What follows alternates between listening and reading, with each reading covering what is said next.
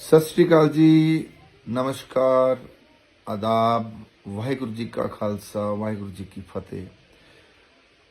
यहाँ पर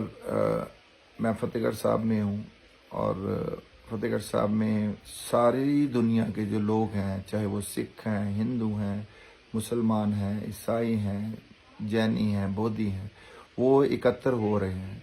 वो यहाँ पर इकट्ठे हो रहे हैं क्योंकि शोक सभा जो होती है, क्योंकि छोटे साहबजादे और माता गुजरी जो हैं उनका आज जो है शोक सभा का वही दिन चल रहे हैं। और मैं हिंदी में इसलिए बोल रहा हूँ कि मैं कुछ संतों का, कुछ कारोबारी लोगों का, कुछ मित्र प्यारों का, कुछ विद्वानों का धन्यवाद करना चाहता हूँ जो पंजाब से बाहर बैठे हुए हैं, यहाँ आ नहीं सके, आए भी हैं मगर जो आ नहीं सके वो अपनी बोलवानी के साथ, अपनी बात के साथ, सोशल मीडिया के थ्रू या जिधर जिधर भी उनके पास प्लेटफॉर्म है, वो लोगों को अवेयर कर रहे हैं गुरु साहब की कुर्बानी के बारे में। क्योंकि मुझे लगता है कि हम भी कई बार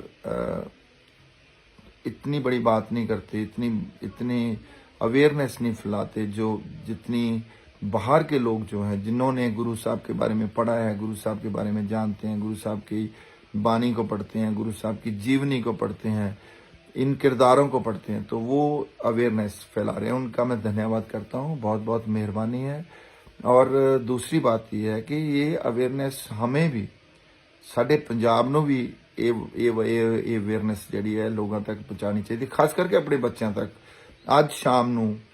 ਚਾਹੇ ਉਹ ਕਿਸੇ ਵੀ ਧਰਮ ਦੇ ਹੋਣ, ਅੱਜ ਸ਼ਾਮ ਨੂੰ बैठ के अपने बच्चों को ज़रूर दसो कि गुरु साहब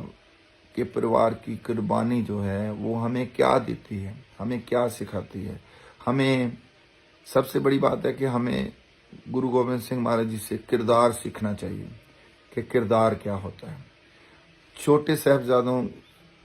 की बात करें तो छोटे साहबजादों से ये सीखना चाहिए कि कैसे हमने जुल्म के सामने, जालिमों के सामने ईन नहीं माननी है, कैसे हमने अपनी जो अणख है उसको जगा के रखना है, उसकी मात्रा कितनी होनी चाहिए, वो छोटे साहबजादों से, बड़े साहबजादों से और हीरोज जो हमारे हैं उनसे पता चलेगा। और सब्र क्या होता है वो माता गुजरी जी से सीखना चाहिए कि कैसे माता गुजरी जी ने पहले अपने गुरु तेग बहादुर साहब, उनके पति, फिर उसके बाद अपने बेटे को कैसे तैयार किया, गुरु गोबिंद सिंह महाराज जी को कैसे तैयार किया कि वो दुनिया के इतने बड़े विद्वान हुए, और किस तरह के संस्कार उनको दिए गए कि वो लोगों के लिए लड़ते, लोगों को समझाते हुए, लोगों के लिए बलिदान देते हुए इस दुनिया से चले गए। और अपना पूरा परिवार, हम लोग ऐसे हैं कि हम अपने परिवार के बारे में सोचते हैं। दुनिया का हर जो हीरो है, हर लीडर है, वो अपने परिवार के बारे में पहले सोचता है कि मेरे परिवार को कुछ आँच नहीं आनी चाहिए। आप हिस्ट्री पढ़ के देख लो कि जितनी भी शहीदियाँ हुई हैं सब लोगों ने अपने परिवार बचाए हैं पहले। मगर गुरु गोबिंद सिंह महाराज जी एक ऐसे किरदार थे जिन्होंने अपने परिवार को पहले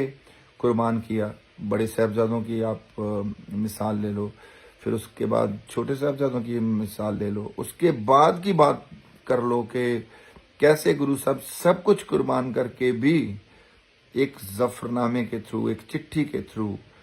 कैसे औरंगजेब को मेंटल करते हैं, कैसे उसको उसका जो संतुलन है, दिमागी संतुलन